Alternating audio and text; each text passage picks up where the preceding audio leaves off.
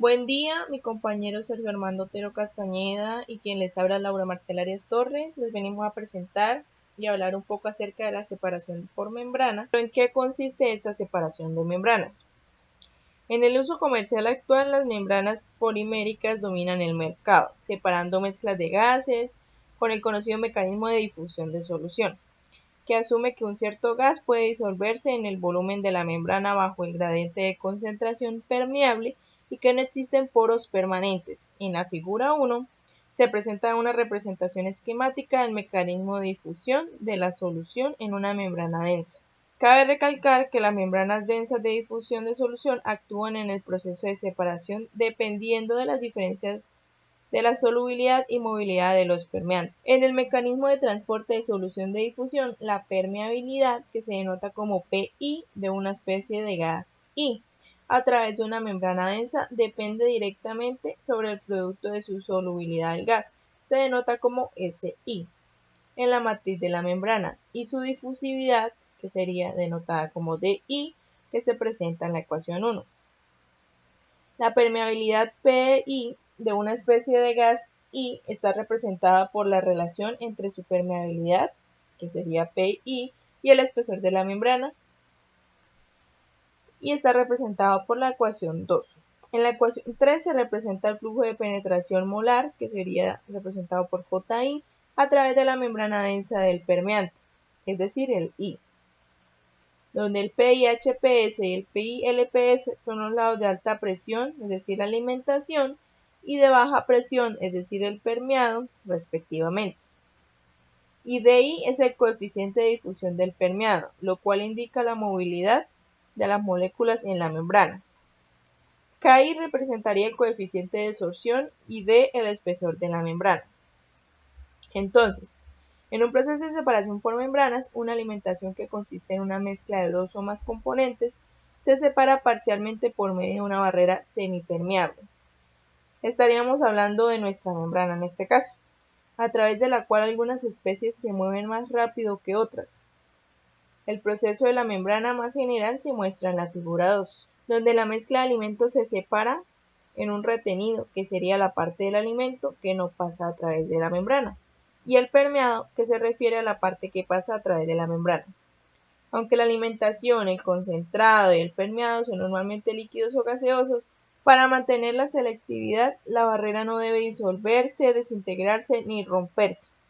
El barrido opcional se muestra en la figura 2, que es un líquido o gas que se utiliza para facilitar la eliminación del permeado.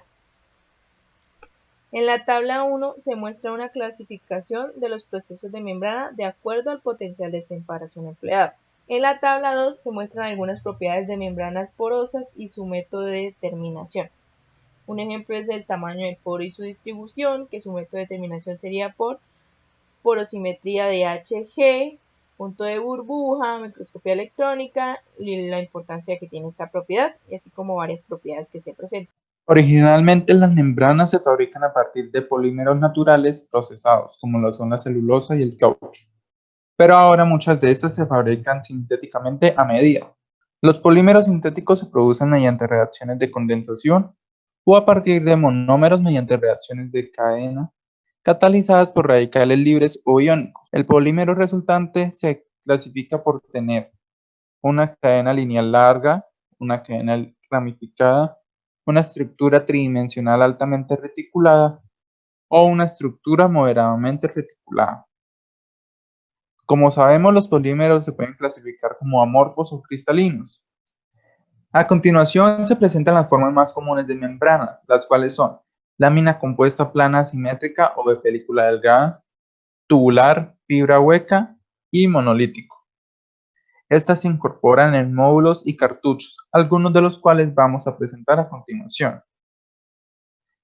Estos son los módulos de membrana más comunes y reciben el nombre de placa y marco, enrollado en espiral de 4 hojas, fibra hueca, tubular y monolítico. A continuación se muestra una tabla con las características típicas de los módulos de membrana.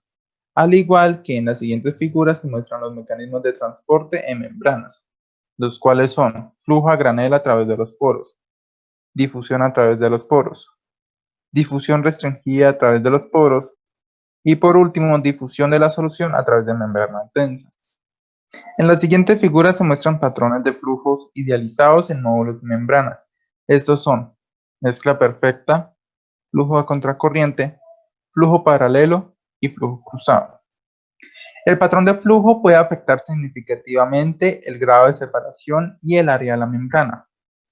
Para los patrones de flujo B, C y D, el fluido en el lado de alimentación o retenido de la membrana fluye a lo largo y en paralelo en la corriente arriba de la membrana. Para el flujo en cocorriente y en contracorriente, el fluido permeado consiste en el fluido que acaba de pasar a través de la membrana en esa ubicación, más el fluido permeado que fluye hacia esa ubicación. Para el caso de flujo cruzado, no hay flujo de fluido permeado a lo largo de la superficie de la membrana. A continuación, vamos a realizar un ejercicio teórico para entender un poco más sobre la separación de membranas. Este ejercicio trata de la separación de membranas del nitrógeno de metano. Se ha desarrollado una nueva membrana simétrica de polímero de polimida para la separación de nitrógeno del metano. A 30 grados Celsius los valores de permeabilidad son 50.000 y 10.000 barras sobre centímetro para nitrógeno y metano respectivamente. Si esta nueva membrana se usa para realizar la separación de la figura presente, determina el área de la superficie de la membrana en metro cuadrado y kilomol sobre hora del metano en el permeado. Base la fuerza impulsora para la difusión en el promedio aritmético de las presiones parciales de la alimentación que entra y el retenido que sale con las presiones parciales del lado del permeado en la condición de salida. Entonces en la imagen está mucho mejor explicado, donde entra el alimento, sale el retenido y sale el permeado. Nos piden calcular la superficie de la membrana, que está en metro cúbico, y el caudal del metano del permeado en kilomol hora. Para poder realizar este ejercicio se debe tener en cuenta que la permeabilidad para una especie dada que se difunde a través de una membrana de espesor dado es análoga a un coeficiente de transferencia de masa, es decir, el caudal de esta especie por unidad de área de sección transversal de la membrana por unidad de fuerza motriz. En este caso puede ser concentración, presión parcial, etc., a través del espesor de la membrana. El flujo transmembrana molar de la especie I se denota como la ecuación que está debajo de nuestro diagrama, en donde el PMI sería nuestra permeabilidad y el IM sería nuestro espesor de la membrana. Para esto lo primero que tenemos que hacer es pasar las unidades al sistema internacional, pues Barrel es una unidad de permeabilidad al gas que no pertenece al sistema internacional, específicamente la permeabilidad al gas, utilizada en la tecnología de membranas. Entonces el primer paso que vamos a hacer es poder convertir esa unidad. Entonces se obtiene que un Barrel sobre centímetro equivale a 1.205 por 10 a la menos 10 kilomol sobre metro cúbico por hora por kilopascales. Procedemos a colocar los valores del 50.000 y de 1.000 barras sobre centímetro cúbico y pasarlos a las unidades requeridas, que son valores de permeabilidad. Entonces procedemos a convertir los valores de permeabilidad a las unidades del sistema internacional. Para la permeabilidad del nitrógeno serían 50.000 barras sobre centímetro, lo multiplicamos por 1.205 por 10 a la 10 kilomol sobre metro cúbico por hora kilopascales, ya que esto equivale a un barra sobre centímetro. Esto nos daría un valor de 6,03 por 10 a la menos 6 kilomol sobre metro cúbico por hora por kilopascales. Así también como la permeabilidad del metano, que equivale a 10.000 barras sobre centímetro, lo multiplicamos por 1.205 por 10 a la menos 10 kilomol sobre metro cúbico por hora por kilopascales, dándonos un valor de 1.20 por 10 a la menos 6 kilomol sobre metro cúbico por hora por kilopascal. Nuevamente colocamos nuestra ecuación para tener como una referencia. El número de moles se puede calcular por la permeabilidad del componente multiplicado por el delta de presión promedio de ese componente. Entonces, para calcular el número de moles del nitrógeno sería igual a la permeabilidad del nitrógeno por el delta de presión de nitrógeno promedio. En este caso ya tenemos el valor de salida del permeado, que sería 180 kmol por hora para los moles del metano, siguiendo la misma ecuación, pero no conocemos el valor de salida del permeado del metano. Este es el valor que necesitamos hallar. El flujo del nitrógeno sería igual a los moles de nitrógeno sobre el área. En este caso ya conocemos los moles de nitrógeno, que serían 180, que es en la salida del permeado, sobre el área de la membrana, que sería desconocida. Esto sería igual a 6,3 por 10 a la menos 6, que sería nuestro valor anteriormente hallado de la permeabilidad del nitrógeno. Igualando la ecuación general con la ecuación del cálculo de moles, que es la permeabilidad por el delta de presión promedio, podríamos decir que el flujo de la especie es igual a los moles de la especie sobre la sección transversal del área de la membrana, que sería igual a la permeabilidad por el delta de presión de la especie promedio. Entonces, para el flujo de nitrógeno nos quedarían los moles de nitrógeno sobre el área de la membrana, que sería igual el flujo de nitrógeno, ya habíamos dicho que era el 180 kmol que salía del permeado, sobre el área de la membrana, igual a los 6,3 por 10 a la menos 6, que es el valor que ya convertimos en las unidades del Sistema Internacional de la Permeabilidad. Lo multiplicamos por el delta de presión promedio del nitrógeno. Realizamos el mismo procedimiento para el metano, pero en este caso, en el flujo del metano, como no lo conocemos, lo denotamos con una X. Esta sería nuestra segunda ecuación.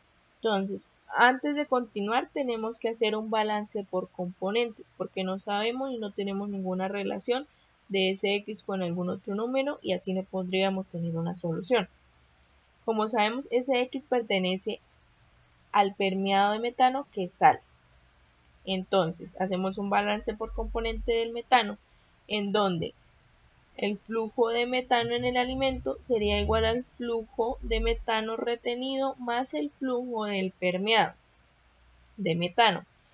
Entonces, podríamos decir que el flujo de alimento, que en este caso son 800 kmol hora, menos el flujo de permeado del metano, que no lo conocemos.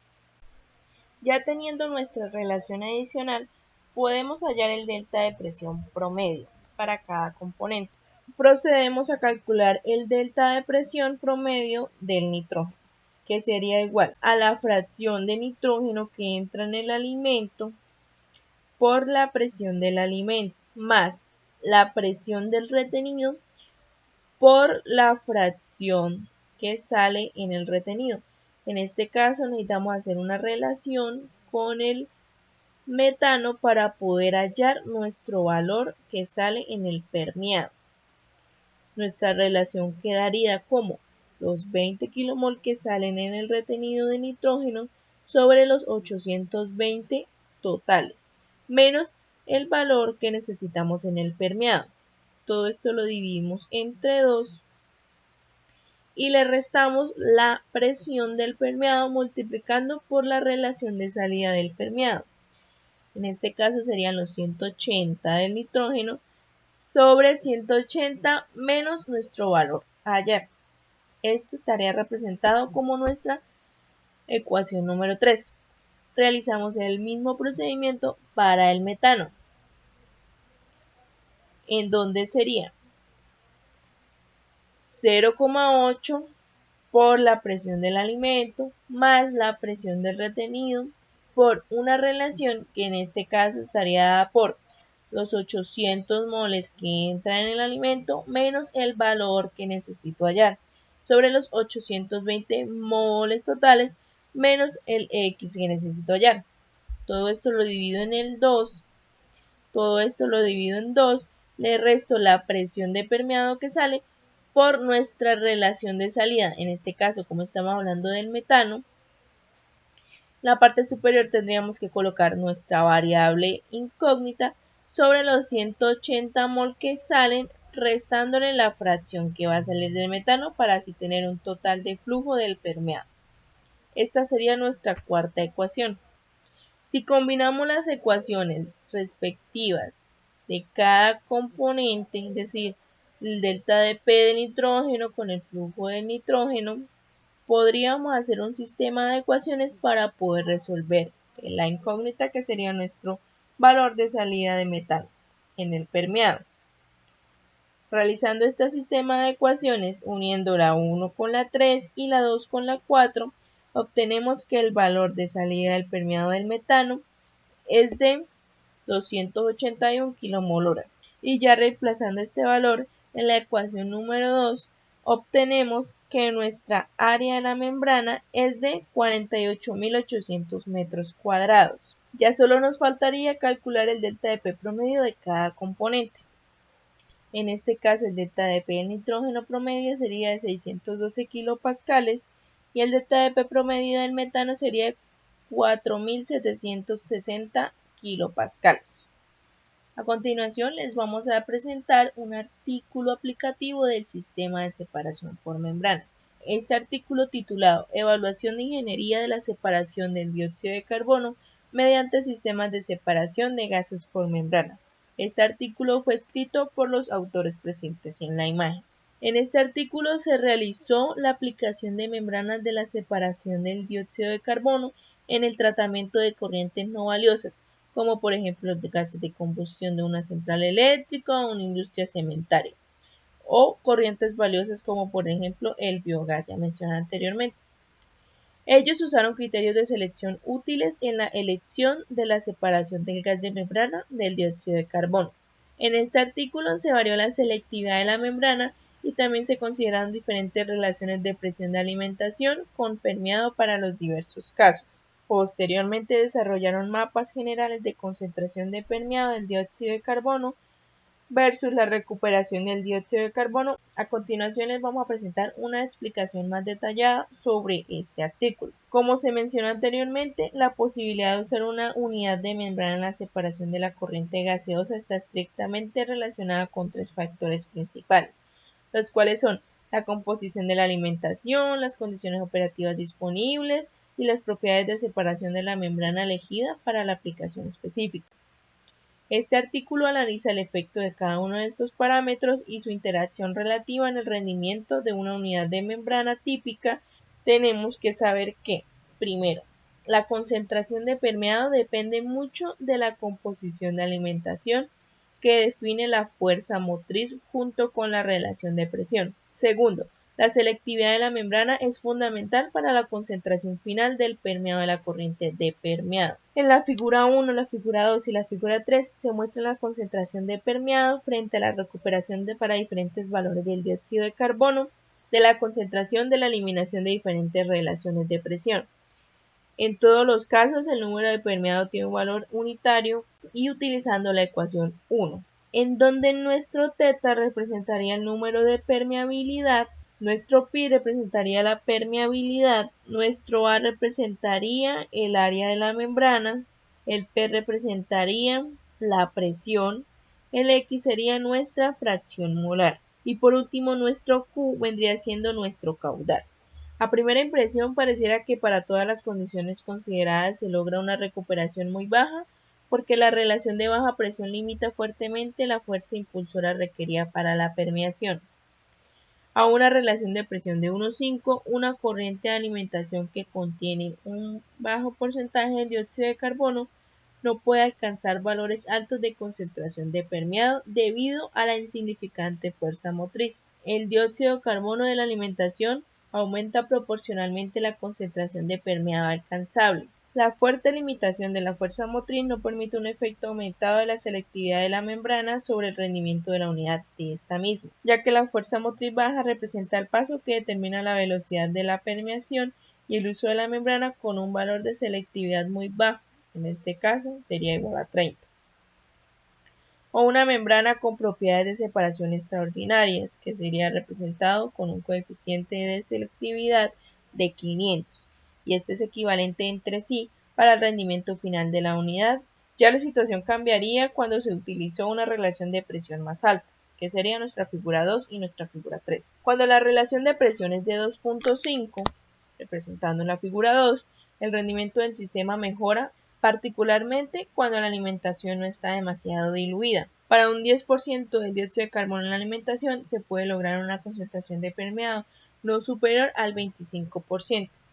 Aunque este comportamiento es mejor que lo obtenido para una relación de presiones de 1.5, en general una mayor concentración de permeado y una menor recuperación corresponden a una mayor selectividad. Esto debido a una menor fuerza motriz del componente más permeante a lo largo del eje del módulo y viceversa, ya que los cálculos se realizan considerando la misma permeabilidad y el área de la membrana de la figura 3.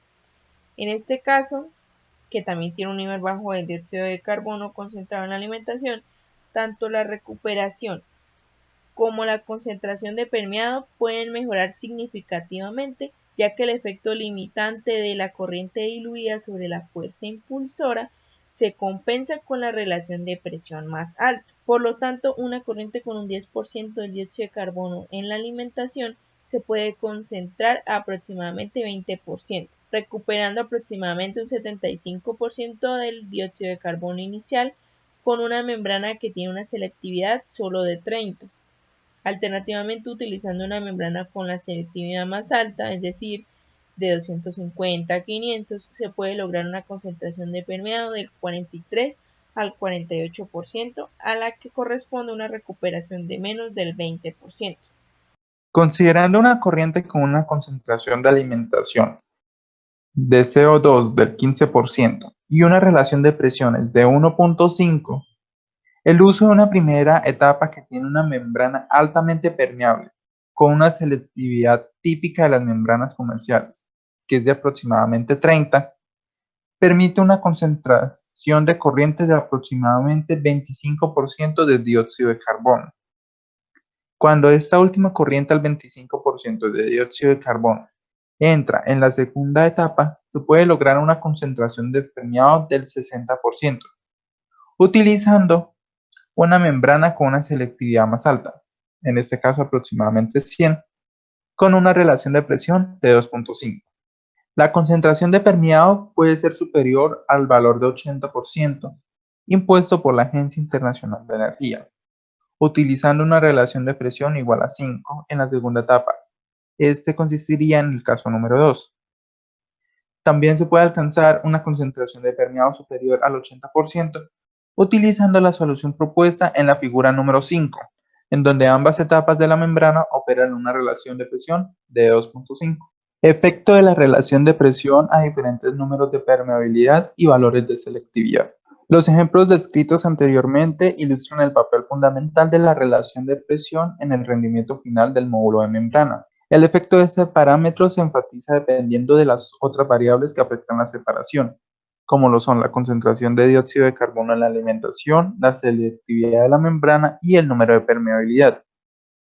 En principio, un módulo de membrana con propiedades establecidas, operado a una relación de presión más alta, no indica necesariamente una concentración de permeado más alta, pero significa una mayor recuperación del producto deseado.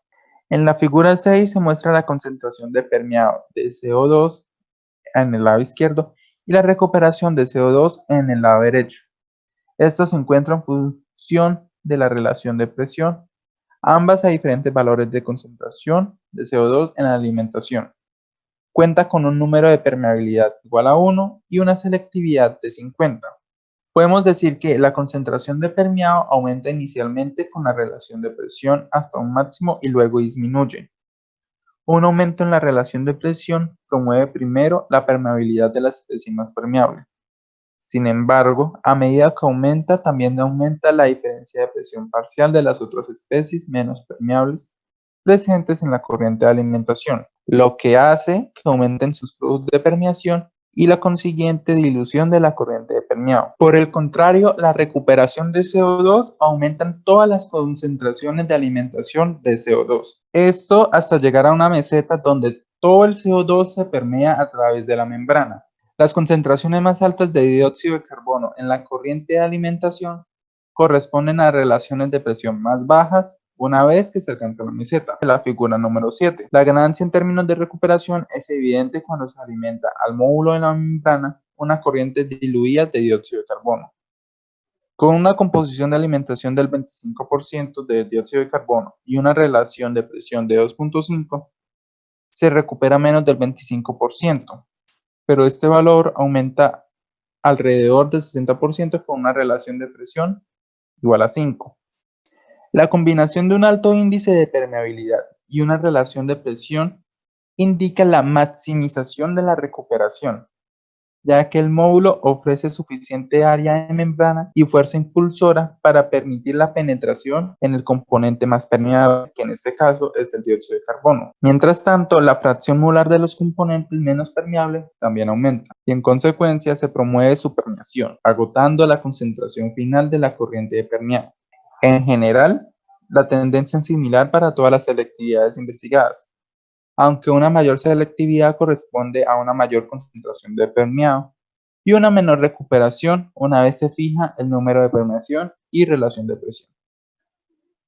El diseño adecuado de una unidad de membrana consiste en una evaluación integral de las condiciones de alimentación, los objetivos finales y los rangos de condiciones operativas disponibles, lo que lleva a la elección del material de la membrana y por lo tanto a la definición de las características geométricas de la unidad de separación. El número de permeación contiene estas variables de proceso en su definición. Por lo tanto, se puede utilizar de varias formas durante el diseño de la unidad de separación de membrana. El número de separación. Primero, indica el área de la membrana necesaria para llevar a cabo la separación de una determinada corriente de alimentación con características propias. Segundo, se puede utilizar para identificar el material de la membrana adecuado una vez que se ha identificado una cierta geometría de módulo. Y tercero, identifica el caudal de alimentación de una corriente con una determinada composición que puede ser tratada por ese módulo en condiciones operativas establecidas. En la mayoría de los casos, la primera aplicación es la preferida, ya que el material de la membrana se puede elegir en función del objetivo final o en función de las limitaciones impuestas. Los otros dos enfoques son válidos si se combinan con la evaluación de otros parámetros como lo son la relación de presión y la selectividad de la membrana necesaria para obtener una determinada concentración de permeado. En términos de las concentraciones de producto final, un aumento en el número de permeación promueve la permeación en primer lugar de las especies más permeables, que en este caso es el producto deseado, y luego también de los componentes menos permeables. Sus concentraciones aumentan a lo largo del módulo de la membrana debido a la permeación del dióxido de carbono, aumentando así su fuerza motriz. Esto se puede evidenciar en la figura número 8. Si se dispone de un área de membrana mayor, estas otras especies permean y se agota la concentración final de permeado de la corriente de permeado. Sin embargo, el mayor flujo de permeación permite una mayor recuperación, que es por lo tanto una función creciente del número de permeación hasta una meseta en la que se permea todo el dióxido de carbono. Esta tendencia es análoga a cuando se utiliza una membrana con una selectividad muy alta, como es el caso de la figura número 9. En este caso, el efecto reductor del número de permeación sobre la concentración final de la corriente de permeado es menos evidente debido a las mejores propiedades de separación de la membrana, pero se puede lograr una menor recuperación. Esta última propiedad se puede mejorar aumentando la relación de presión, como es el caso de la figura número 10, que puede duplicar la recuperación cuando se aumenta de 2.5 a 5. Un aumento significativo en la relación de presiones conduce a una reducción en la concentración final de permeado. Conclusiones. La posibilidad de utilizar una unidad de membrana en la separación de una corriente gaseosa está estrictamente relacionada con tres factores: la composición de la alimentación, las condiciones operativas disponibles y las propiedades de separación de la membrana elegida para la aplicación específica. También se analizan en detalle los efectos de cada uno de estos parámetros y sus influencias relativas en el rendimiento de una unidad de membrana típica. Junto con las condiciones de alimentación, una variable que afecta significativamente el rendimiento del módulo de membrana es la relación de presión de alimentación-permeado. El número de permeación es un parámetro determinante para el rendimiento del módulo. La baja concentración de dióxido de carbono en la alimentación no permite corrientes de alta concentración de permeado, incluso cuando se aumenta la relación de presiones, por lo que son necesarias más etapas de separación. Finalmente, se presenta la bibliografía que utilizamos y eso sería. Muchas gracias.